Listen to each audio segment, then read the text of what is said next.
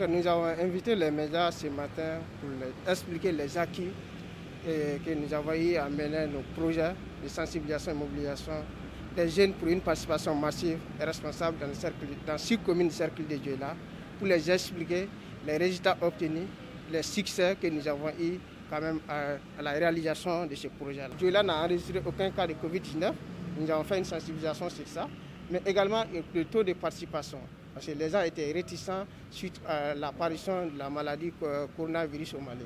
Donc nous avons sensibilisé d'aller voter tout en respectant les mesures barrières, les gestes de distanciation sociale.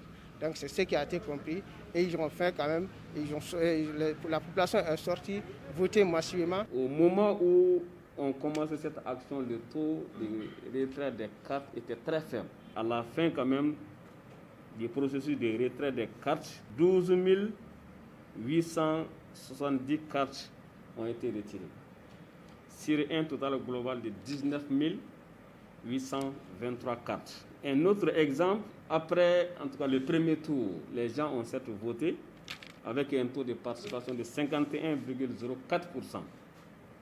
Et sur ces taux considérables, malheureusement, 4 679 cartes bulletins nuls ont été enregistrés. Nous sommes tout de suite mis à la tâche, on a redoublé d'efforts et le préfet a eu à le dire, on a mis l'accent sur comment voter. On a compris que les gens sont certes sortis pour voter, mais peu savaient comment voter. Voilà, donc on a mis l'accent sur cet état de fait et c'est ce qui nous a conduit à obtenir un résultat de 1819 bulletins nuls après les résultats du second tour. Dioula également, c'est un cercle qui, après les élections où il n'y a pas eu de crise post-électorale. Donc les perdants aussi ont accepté leur défaite, mais également les gagnants ils se sont donné la main pour qu'il n'y ait pas et que le développement continue. Le fonds d'appui au moteur du changement, c'est un programme initié par l'ambassade du Danemark.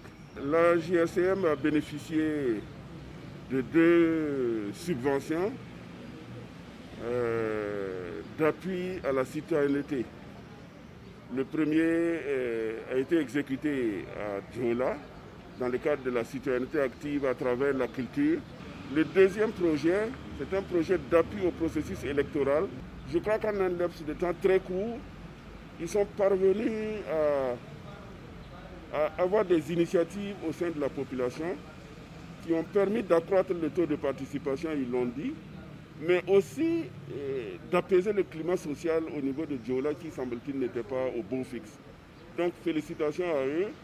Et maintenant, il faut poursuivre et renforcer ce climat apaisé pour un Mali plus paisible, plus résilient et plus respectueux des droits humains.